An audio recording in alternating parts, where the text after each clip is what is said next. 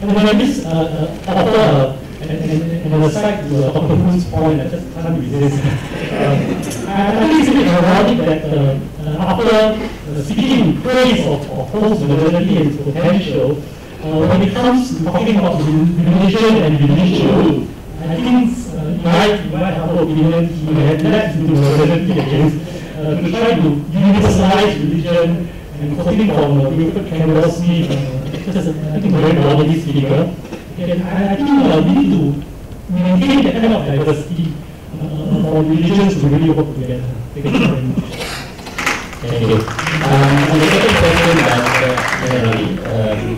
this notion of strong belief and also when we actually draw the line of respect, especially when it deals with those who themselves are not respectful of others. Maybe I can ask Ustaz Sana to respond.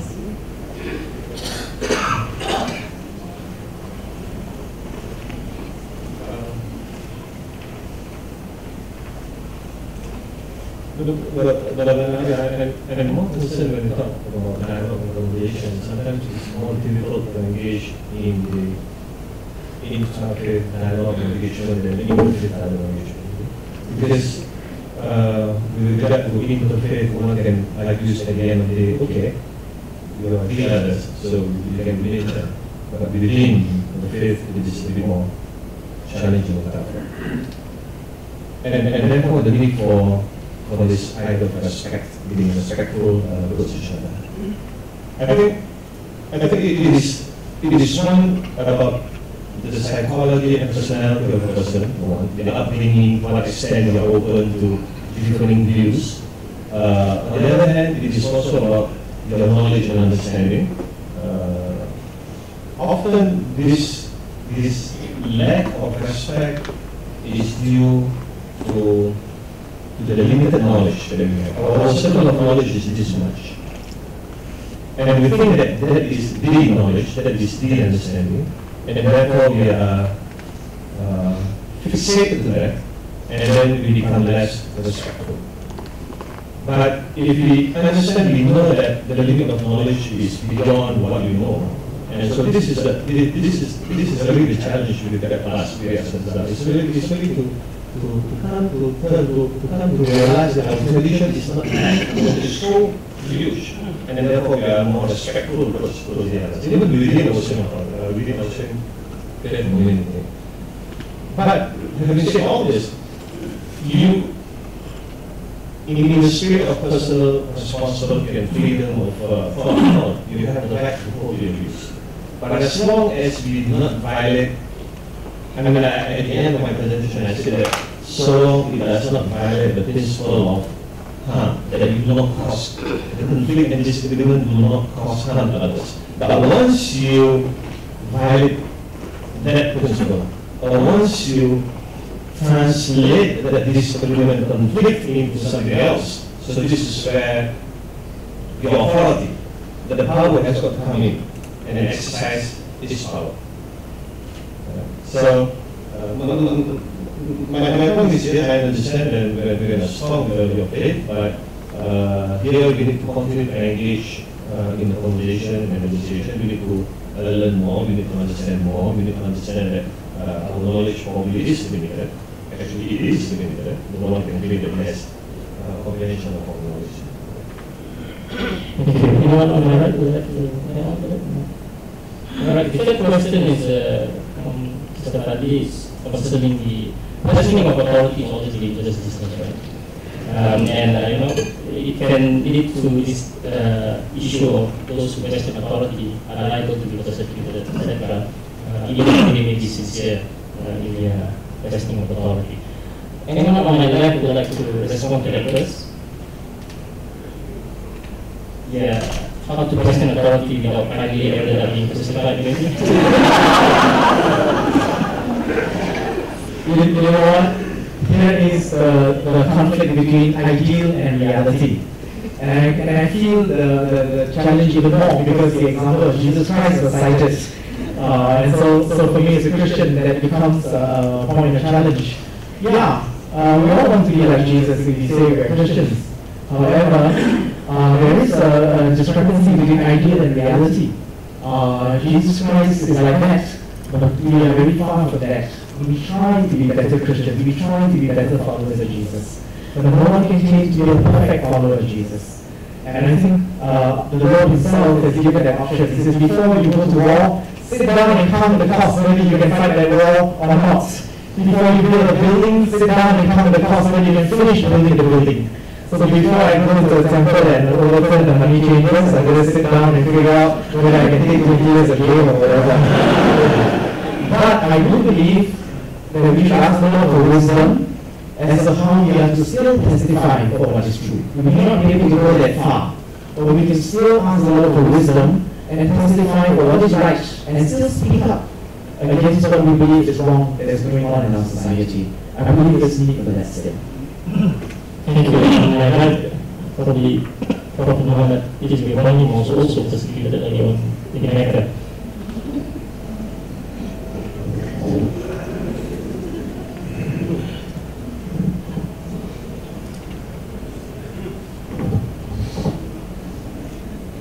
You mentioned the Sedition Act, and let me just say a few words about my background in that sense. I matriculated as a student at the International Islamic University in Malaysia in September 1998. So I was really practical with my uncle that day, and it was the 2nd of September 1998. The current age of Utusan Malaysia was, of course, Anwar Dictator, which was the Deputy Prime Minister of Malaysia. Mr. Anwar Ibrahim was fired by the Prime Minister. As a student of the International Islamic University, of whom Anwar Ibrahim was the president, student bodies were not happy with the way Anwar Ibrahim was treated, and we acted not by the means, of course. We had badges with the letter R on it, which means reformasi or reform, and during convocation we had white ribbons as a show of protest. I think when we talk about the democratic space, it's also important for us to think about doctrinal and philosophical matters, not just regulatory issues. And the late Chief Justice of Malaysia, Tutu Sufyan, spoke about the idea of how Malaysian societies, when they think about rule of law, it doesn't concern them. But maybe until they get caught by the police, and then they hope that the police will follow the legal rules and regulations. Obviously, for the case of Mr. Anwar Ibrahim, the Inspector General of Police, claiming that was under pressure, punched him and gave him a black eye. That is not rule of law. So, in terms of when you think about democratic space, this is where I think also our religious traditions and our religious disciplines can come in.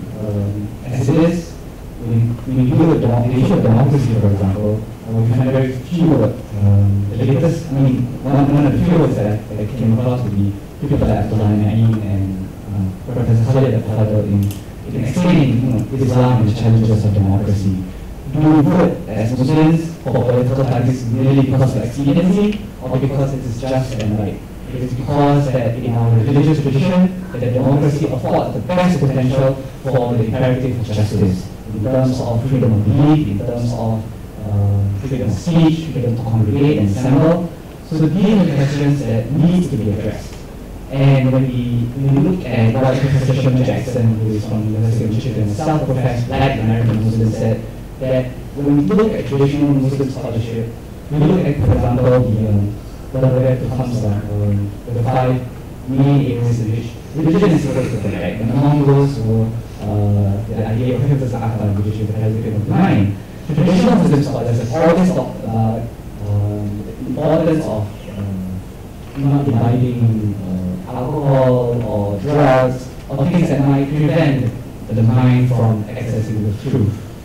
But when we talk about democratic space, we should also talk about structures. We should also talk about the institutions which prevent the access to the truth. And this is what I think in terms of when we want to talk about democratic space, religious sciences and religious disciplines will have to take into consideration these values and really look into it based on our facts and our philosophy and our doctrines. Thank you. Now we open to the next round of questions. Thank you for the speech. It was written I'm from the Humanist Society, but I will speak in my own capacity for this comment. I'm referring to this gentleman who stood up just now, the gentleman from New Zealand, when he spoke about his organization's presentation to the Parliament regarding same-sex marriage laws. Now, for the record, let me state that I am not lesbian. I have no intention to enter into a relationship with another woman. But I think it is important when we debate on big issues like these affecting society of the day that we do not demonize a few characters within a community and say that this is representative of the entire community. And I respectfully point to September 11, where we do not demonize Islam because a few members, self-professed members, crashed planes in the World Trade Center. Similarly, I would urge that people look at the community as a whole, look at the motivations as a whole, and do not seek to stereotype just because of a few strange outliers. And I'm very heartened to see that the panelists refer to respect and democracy and understanding and non-violence and seeking to find common ground amongst all groups. And I hope that this is the way that Singapore will progress, that we seek to find common ground in a democratic and respectful manner amongst our communities. Thank you, sir. Thank you. I take that as a comment. So, is there any other questions? Yes.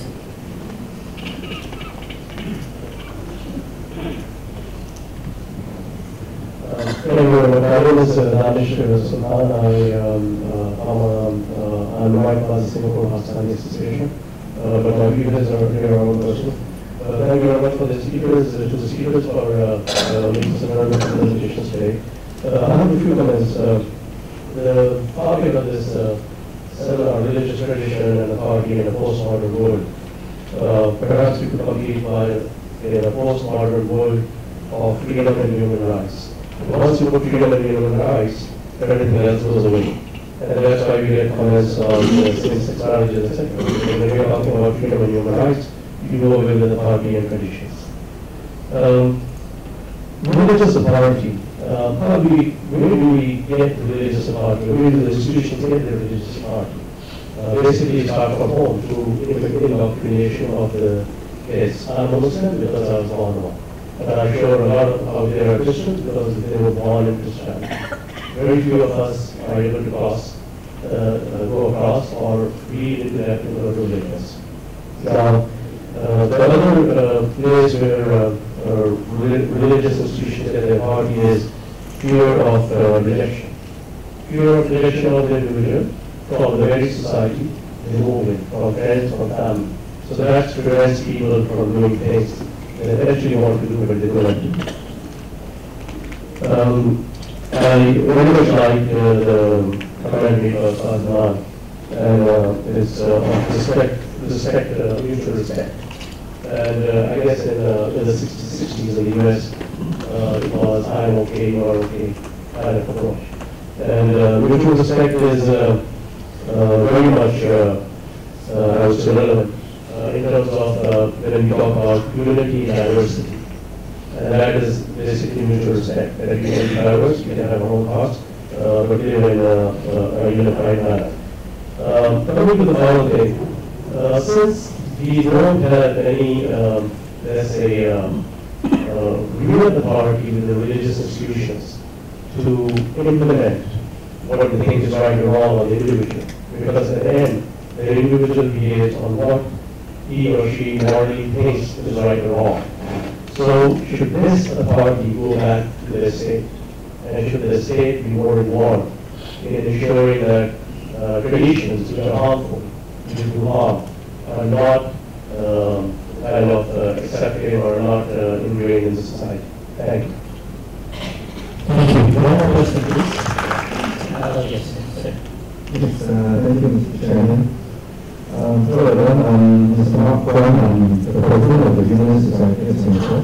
I'd just like to draw attention to a statement I fully support from Reverend Malcolm Tan regarding the third key question that we should ask ourselves. Firstly, so basically the first thing we asked was how can we make sense and connect with this new generation to whom outside our respective faith community. I would like to thank you very much for bringing us this point. And we as humanists and other non-religious, as a representative of them, would like to say that we fully agree with that and would like to engage you further on this. And we thank you very much for this. And we thank the panelists here today and the organizers of this wonderful event. And I think they deserve another round of applause.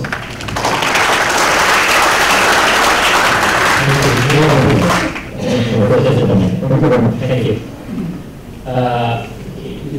Any more questions at this stage? Yes.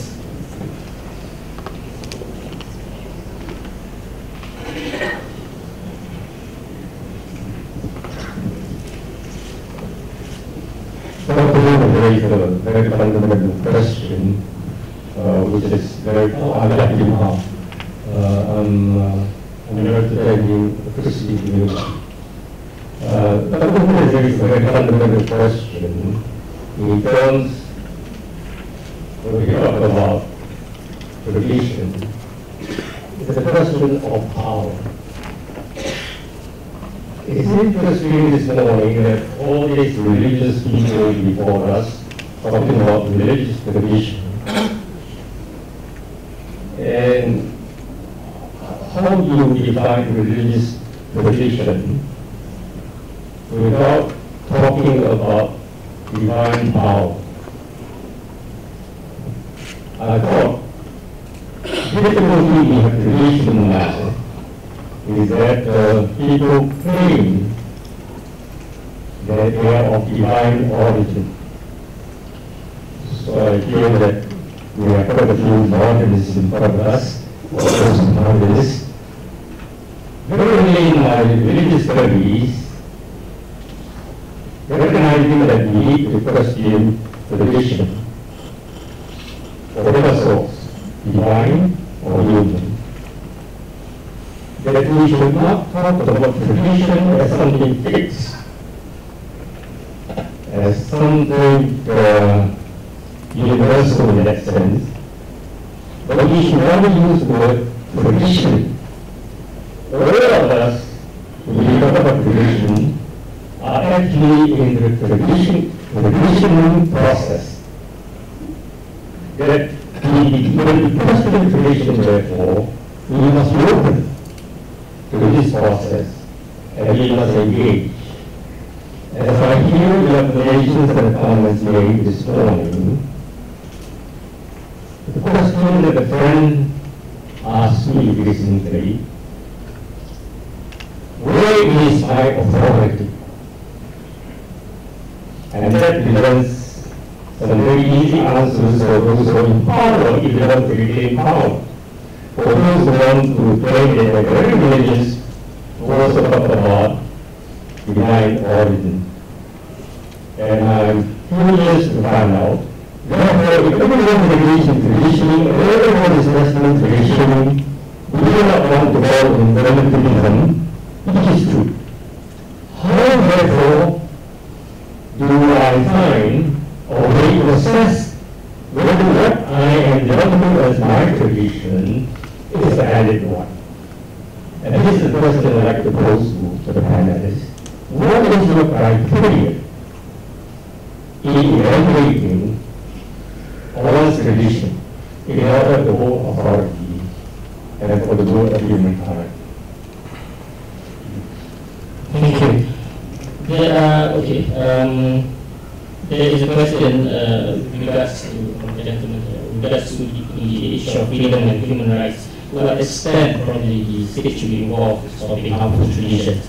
Maybe I can ask someone from the Muslim side to answer first before moving to the Christian side.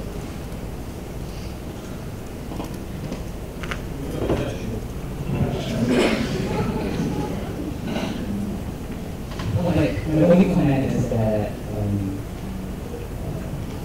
my wife is from Kelantan, and over there, women are involved in as much as the e-commerce and very much participatory in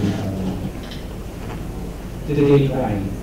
So if you were to be in Saudi Arabia, for example, and the women are not permitted to drive without a mahram, then she will not be in a very happy position because she's just used to the lifestyle that she was brought up in, whereby women do participate in life of the community.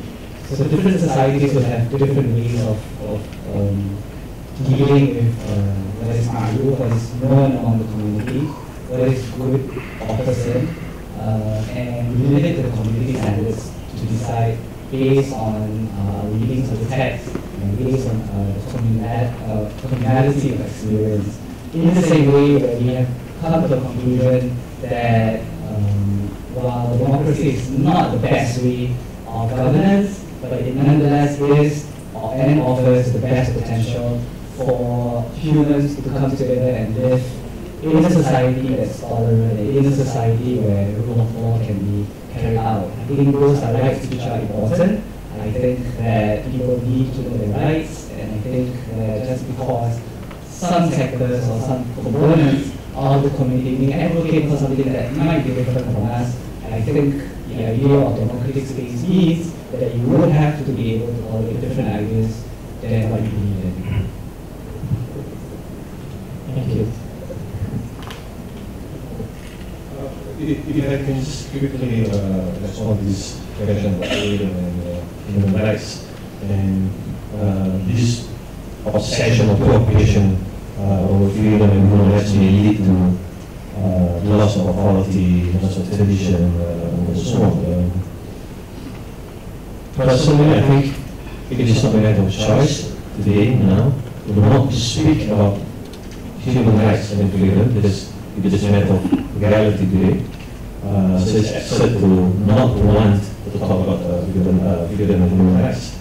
But I personally do not think that it will necessarily lead to the loss of tradition and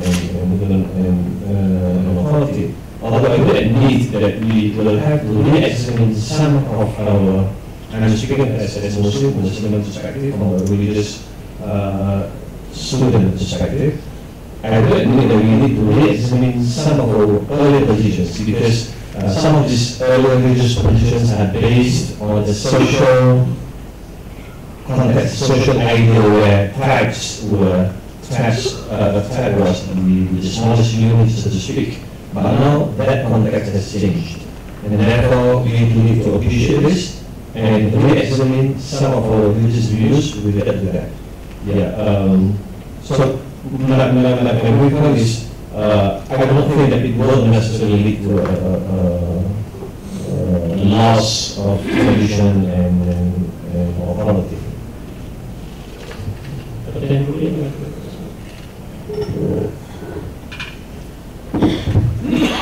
In regard to rights, personal rights, we also need to take into consideration the context of the community. That oftentimes some of the ways that we think of our human rights is more personal, but I think within the context of the community we need to bear in mind that it is a smaller community of faith, of that faith that as the people begin to think about some of the rights of that small group, it's where this community will also give their views and enlighten the views of this small community, so that it sort of impacts the larger society at large.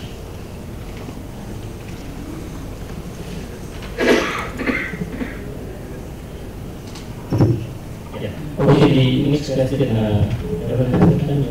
just one. This is on tradition, it's not fixed, but we are on the traditioning process. And how to assess that our tradition is valid one, and what is the criteria for valid? Okay, I think as an observation, it is true that tradition is evolving. But you need to make a distinction between tradition as a whole or specific components in tradition. Tradition as a whole is always evolving, I grant you that. But as a whole, there are components within tradition that have stood the test of time. And this will carry on. And I believe this is what our two communities attest to, Islam and Christianity. For us, the confession of faith that was defended at the Council of Nicaea, we believe goes back to apostolic days. And of course, that core of tradition will stand the test of time and has stood the test of time. But I also like to highlight that to make a comparison that the traditioning of the Asian values debates, the tradition was being created there, and to compare that religious tradition sometimes may not be very accurate, because those traditions are very new.